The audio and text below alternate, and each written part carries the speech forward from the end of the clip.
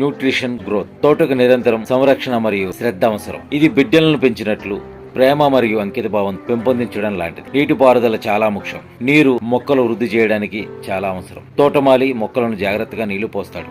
వాటికి సరైన మొత్తంలో నీరు లభిస్తుంది. ప్రతిరోజు చిగుళ్ళు కత్తిరించడం మరియు ముఖ్యమైన పని. ఇది మొక్క పెరుగుదలకు మార్గనిర్దేశం చేయడం లాంటిది.